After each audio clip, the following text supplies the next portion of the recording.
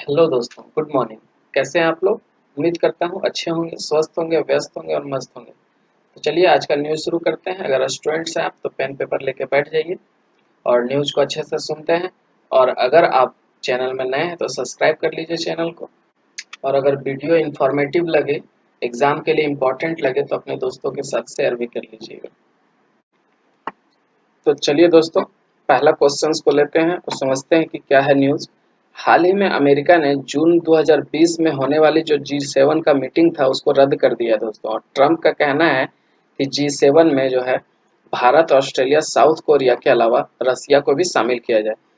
जो है ब्रिटेन के प्रधानमंत्री जोरिस जॉनसन, उन्होंने कहा था कि क्या कहा था कि भारत, ऑस्ट्रेलिया और साउथ कोरिया को मिलाकर जो हुवेई है चाइना का कंपनी, इंटरनेट प्रोवाइडर कंपनी, उसका कोई विकल्प निकाला जाए।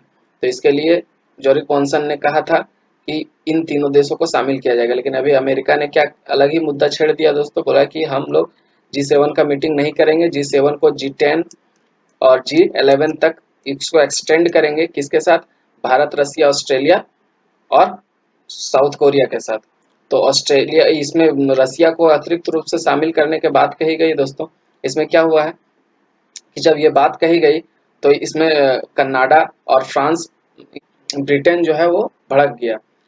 तो इसकी जो पहली जो 45वीं बैठक हुई थी दोस्तों, वो हुआ था कहाँ पे? फ्रांस में। हम लोग जानते हैं जहाँ पर प्रधानमंत्री नरेंद्र मोदी को बुलाया गया था फ्रांस की ओर से।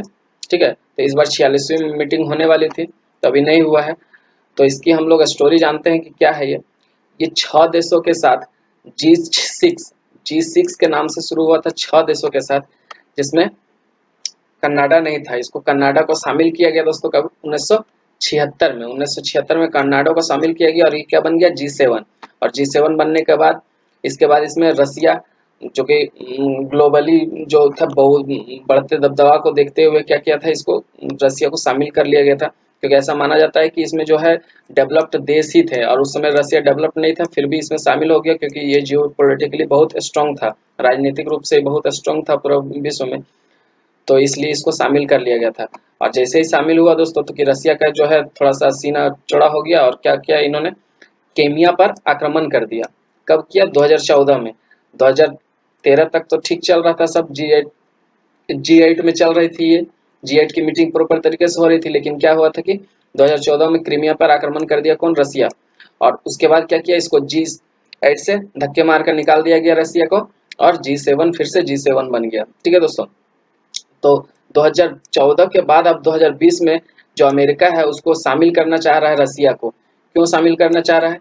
क्योंकि देख रहे हैं कि अभी जो बिल आया था कोरोना वायरस के जांच पे, ऑस्ट्रेलिया ने जो बिल पारित किया था यूएन में, तो उसमें क्या हुआ था कि दोस्तों रसिया चाइना के खिलाफ जाके उसमें साइन कर दिया था। मतलब दोस्ती तोड़ने की बात हो गई थी एक तरह से। तो बोला कि इस तरह से हम लोग क्या करेंगे, रसिया को शामिल कर लेंगे। और अगर रसिया शामिल हो जाएगा तो चाइना का भी स्टैंड हम लोग को पता चलते रहेगा बीच बीच में कि चाइना क्या सोचता है। ठीक है, तो इसलिए रसिया को शामिल करने का ऐसा अनुमान लगा रहे हैं कि ऐसा ट्रंप ने सोचा होगा। तो इसमें कनाडा जो है और जो ब्रिटेन है वो राजी नहीं हो रहा है शामिल करने में। G7 जो है दोस्तों, अभी जो G7 देश है, ये बोला जाता है कि G7 में सभी देशों को मिला दिया जाए तो इसका इकोनॉमी जो है वो 58% है पूरे विश्व का। पूरे विश्व का जितना इकोनॉमी है उसका 58% खाली ये 7 देश ही रखते हैं दोस्तों, 7 देश में। और ये टोटल 46% है टोटल जीडीपी। टोटल दुनिया का जो जीडीपी है उसका 46% है। तो समझ सकते हैं ये कितना इंपॉर्टेंट है। एग्जाम में पूछा जा सकता है G7 के बारे में, इसलिए मैं डिटेल्स में बता रहा हूँ। इसमें फिलहाल France, Canada, UK, US, Italy, Germany और जापान शामिल है दोस्तों। ठीक है, इसकी टोटल जो इकोनॉमी है 370 ट्रिलियन डॉलर का, 317 ट्रिलियन डॉलर का इकोनॉमी है दोस्तों। तो इसको मुख्य रूप से आप याद रखिएगा। तो अगले न्यूज़ में हम लोग दूसरे न्यूज़ में बढ़ते हैं दोस्तों। और अगर चैनल में नए हैं तो सब्सक्राइब कर लीजिए चैनल को और देखते हैं कि क्या है अगला न्यूज़। ठीक है दोस्तों, चलिए। तो यहाँ पर बोल रहा है कि मूडीज ने 22 वर्षों में पहली बार संप्रभु रेटिंग को घटाया है। यह भारत की रैंकिंग BAA2 से घटाकर BAA3 कर दिया है। यह रेटिंग एजेंसी है दोस्तों फिंच। ठीक है, और ऐसा रेटिंग एजेंसी 3 है जिसको बिग बी के नाम से जाना जाता है, बिग बी के नाम से जाना जाता है, सॉरी बिग 3 के नाम से जाना जाता है।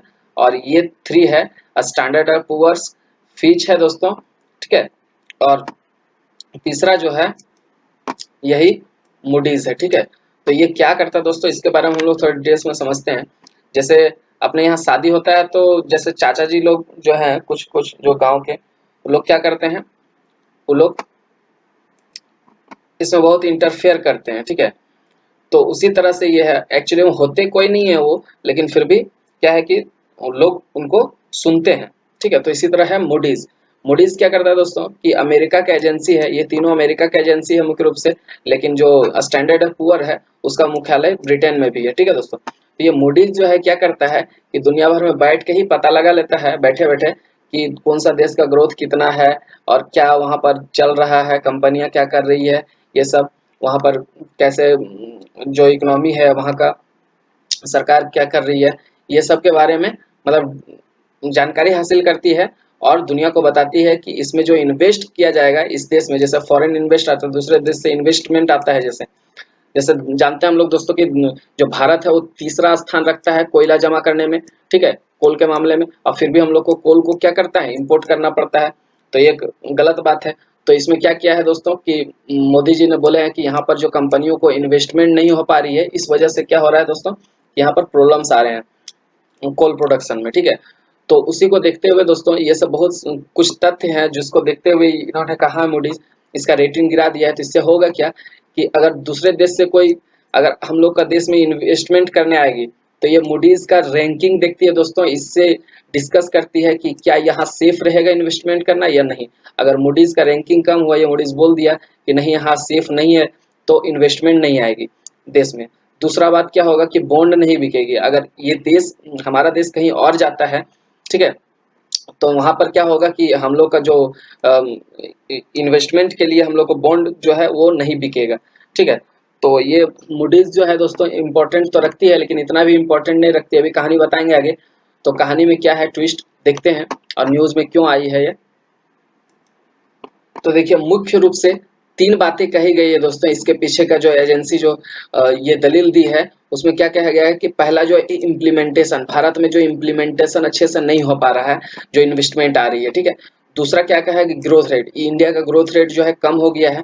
और तीसरा जो कहा है कि सरकार का राजस्व व्यवस्था ठीक नहीं है, ठीक है। और चौथा कहा गया है फाइनेंशियल सेक्टर जो है अभी डिस्ट्रेस में चल रही है। तो इन्होंने मूडीज ने बोला है दोस्तों कि 2017 से ही हम लोग ये चाह रहे थे कि इसका रैंकिंग जो है कम करें, लेकिन नहीं किए थे और अभी कर दिए हैं, भारत का रैंकिंग कम कर दिए हैं। तो इससे क्या होना चाहिए था दोस्तों कि जो इन्वेस्टमेंट है शेयर मार्केट वो गिर जाना चाहिए था, लेकिन शेयर मार्केट गिरा नहीं कि अप हो गया, इसके वजह में इसके जगह अप हो गया। तो जानते हैं कि कहानी क्या है। तो दोस्तों जैसे ही ये रैंकिंग आई तो प्रधानमंत्री नरेंद्र मोदी ने क्या किया, CII, ठीक है, कॉन्फेडरेशन ऑफ इंडियन इंडस्ट्रीज, इसका मीटिंग बुलाई दोस्तों प्रधानमंत्री ने।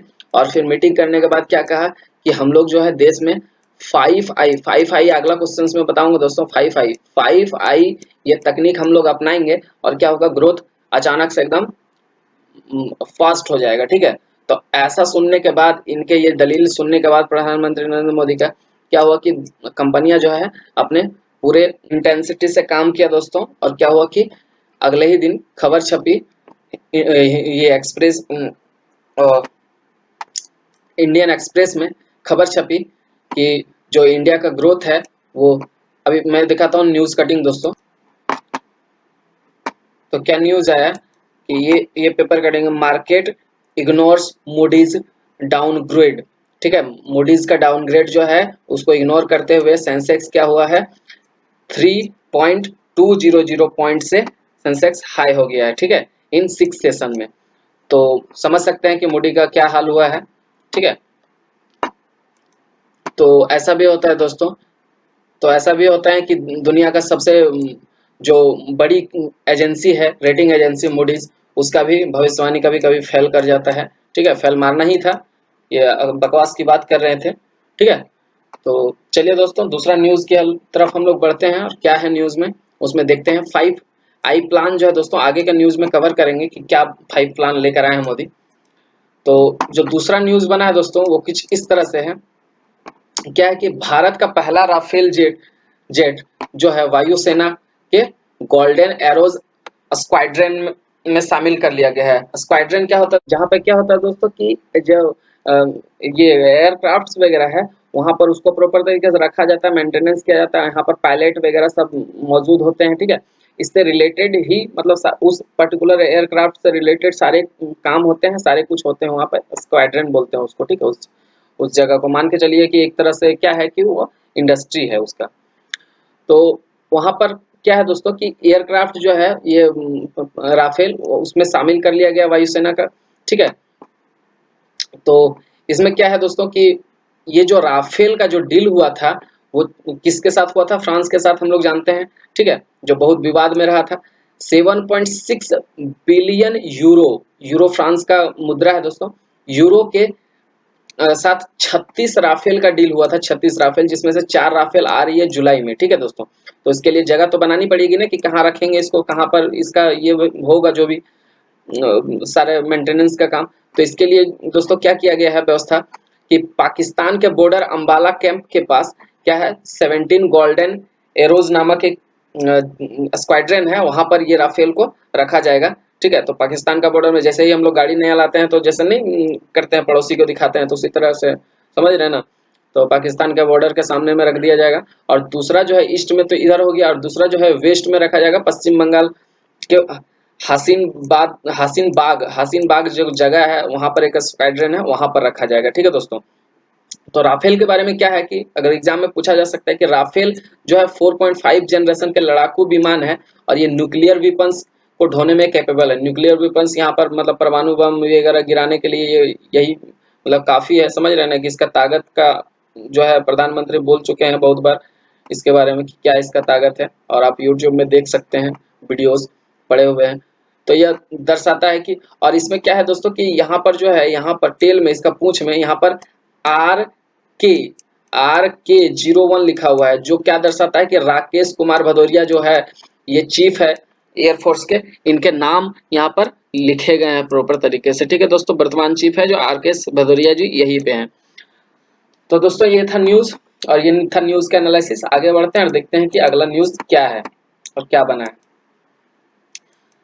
अगला जो न्यूज है दोस्तों वो है कि रूस ने कोविड-19 विरोधी दवा अवीफाविर अवीफाविर जो है उसको सफलतापूर्वक उसका परीक्षण कर चुका है दोस्तों, ठीक है। और यहाँ पर क्या किया है, रसिया का गवर्नमेंट ने बोल दिया कि प्रॉपर तरीके से दवाई खिलाइए, कोई दिक्कत नहीं है, और इसका टेस्टिंग हो चुका है कोरोना वायरस के लिए, ठीक है। तो ये दवा है दोस्तों, एक दवा होता है और एक वैक्सीन होता है। तो इसके बारे में थोड़ा सा जान लेते हैं कि क्या है दोस्तों। ये दवा है फेविपिरेविर जो दवा है दोस्तों, ये क्या है कि सबसे पहले जो है 2014 में जापान में इन्फ्लुएंजा जब आया था उस समय इसका उपयोग किया गया था 2014 में, ठीक है दोस्तों, ये दवाई का। और ये दवाई क्या है दोस्तों कि महाराष्ट्र की कंपनी जो ग्लेनमार्क है वो इस जो जेनरिक दवाई बनाने के लिए, जेनरिक दवाई क्या होता है बताते हैं, जो जेनरिक दवाइयां हैं इसको बनाने के लिए फेमस है, इस कंपनी ने इसका तीसरा ट्रायल किया। मतलब यहाँ पर तो भाई साहब यहाँ पर इंडिया में तो पहले से ही ये हो रहा है, ठीक है। तो समझ सकते हैं ये हम लोग के लिए इम्पोर्टेंट न्यूज बन जाता है, और एग्जाम के लिए भी।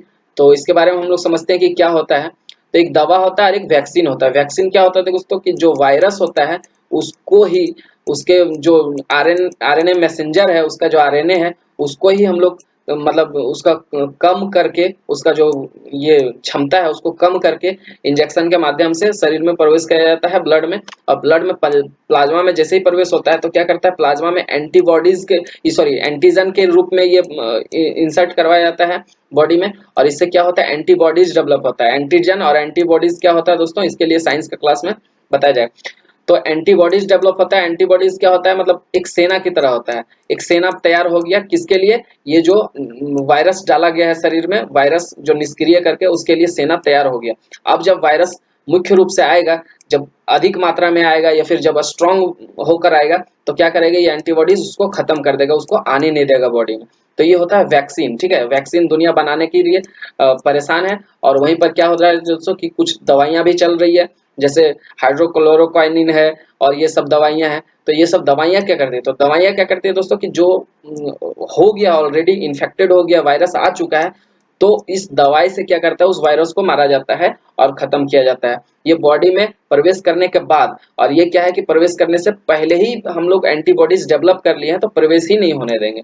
तो ये है दवा और ये है वैक्सीन में जो है डिफरेंस। ठीक है दोस्तों, तो मुझे उम्मीद है कि ये आपको बातें समझ में आई होगी, और नहीं भी समझ में आएगी तो कोई बात नहीं दोस्तों, दोबारा जब क्वेश्चन आएगा तो उसको कवर कर लिया जाएगा। ठीक है दोस्तों, आगे चलते हैं और दूसरा न्यूज जो बना है वो क्या है उसको देखते हूँ। तो दोस्तों जो न्यूज दूसरा बना है वो कुछ इस तरह से है। हाल ही में सरकार ने पीएम केयर फंड्स के बारे में सुने होंगे दोस्तों। जब कोरोना वायरस का जब नया नया आया था उस समय पीएम केयर फंड्स के बारे में बहुत चर्चा हुई थी कि पीएम केयर फंड्स में सभी लोग पैसे जमा कर रहे हैं और उससे क्या होगा कि लोगों को मदद किया जाएगा। ठीक है, तो वही पीएम केयर फंड्स जो है वो आरटीआई एक्ट 2005 के अधिनियम के बाहर रखा गया। पीएम ने ऐसा बोला है प्रधानमंत्री की आरटीआई एक्ट से बाहर रखा था। आरटीआई एक्ट क्या है दोस्तों?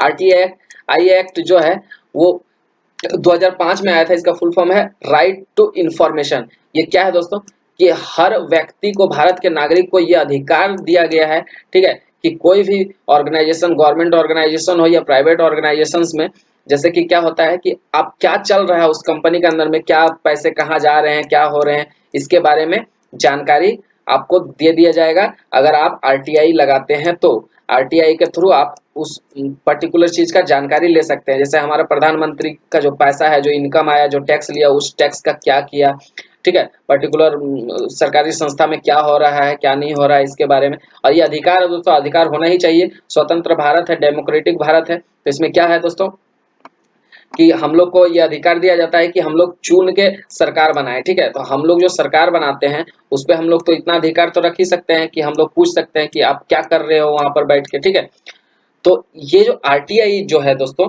इसका यही मतलब होता है। तो आरटीआई के थ्रू बहुत बार हम स्टूडेंट्स लोग क्या करते हैं, कॉपी मंगवा लेते हैं अपना, कि जो कॉपी है, जो मेरा कम मार्क्स आया है या जो भी हुआ है उसको मंगवा के देख सकते हैं कि क्या है, गलत तरीके से तो मार्किंग नहीं किया गया है, ये वगैरह वगैरह। तो आरटीआई में बहुत कुछ आता है दोस्तों।